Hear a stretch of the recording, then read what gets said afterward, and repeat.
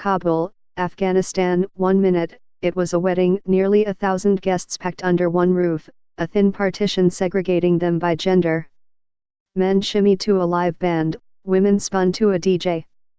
Their invitation cards read, "We celebrate with a world of hope and desire." The next minute, a suicide bomber walked into the men's section of the Kabul hall and turned it into carnage. Dozens were dead, on the dance floor and around their tables. The band perished on the stage. The women were left broken, wailing and searching. Even by the standards of Afghanistan, where dozens are killed every day in a long war that seems out of control, the attack Saturday night was a shock. And not just because one bomber could end at least 63 lives, wound nearly 200, and scar hundreds of others for life. It also was because of the choice of target and the timing, just as American negotiators are finalizing a deal with Taliban insurgents to extricate United States forces from Afghanistan after 18 years. The Islamic State asserted responsibility on Sunday for the blast and identified the bomber in such a way as to suggest he was from neighboring Pakistan, underscoring just some of the complexities in the conflict that the Americans will be leaving behind.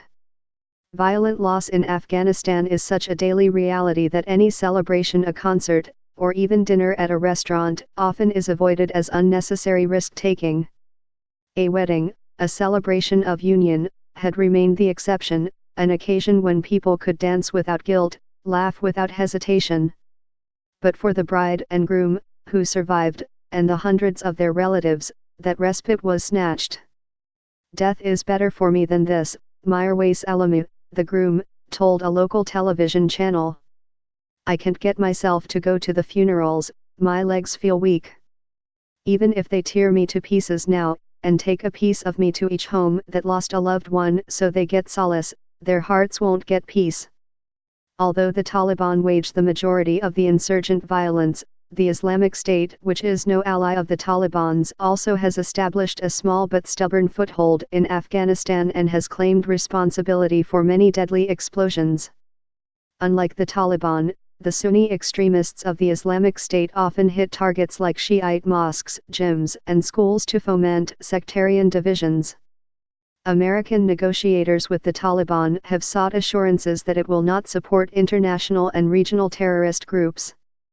Afghan officials worry that the United States is agreeing to a rushed withdrawal of its remaining 14,000 troops without leaving a realistic transition period to test the Taliban's true intentions for peace or the extent of Islamic State's threat.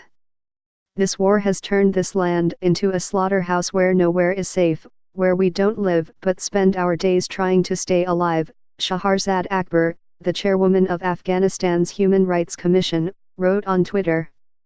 How and when will we overcome this culture of murder and violence, this mentality of terror, this terrifying willingness for indiscriminate slaughter?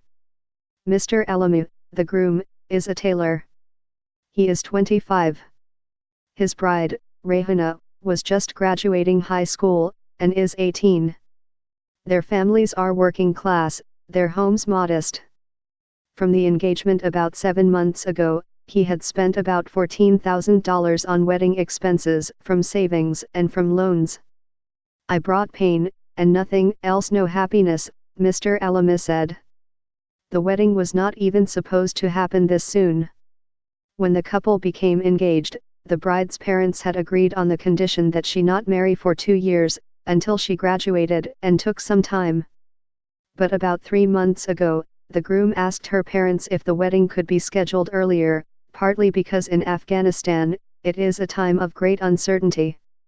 No one knows what might happen once the Americans withdraw, and whether the agreement between the Taliban and the United States will bring peace or still more conflict.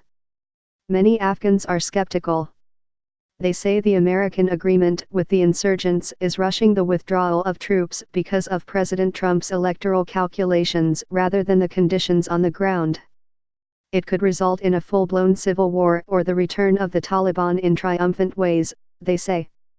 And that could cost Afghans their basic liberties. These days, such fears are a factor in every matter of life. Makai Hazrati, the bride's mother, said she had asked the couple to wait for at least after the 100th anniversary celebration of Afghanistan's independence, on Monday, when she hoped threats would subside. But they had argued back, noting that soon after that occasion would be another of high threat, the Shiite commemoration of Ashura next month, which has been repeatedly targeted by the Islamic State. I wanted to arrange a small gathering between two families in the house, but Rehana wanted to have a bigger wedding party in a hall, Ms. Hazrati said. The Dubai City Wedding Hall, a spacious if modest venue in the west of Kabul, was booked for about 1,000 guests. The groom delivered all the groceries for the meal, and the hall's kitchen staff prepared massive pots of pilaf rice, chicken drumsticks, chopped cucumbers, and sliced melons. When Rehana and several girlfriends went to a beauty salon hours before the ceremony, Ms. Hazrati made a stop to rent a special vest the bride's family usually gives the groom.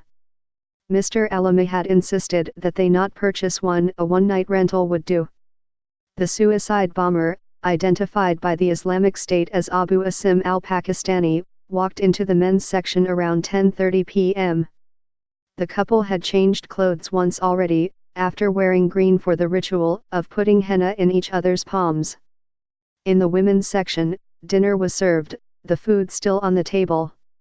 In the men's section, music played and friends danced as they awaited dinner.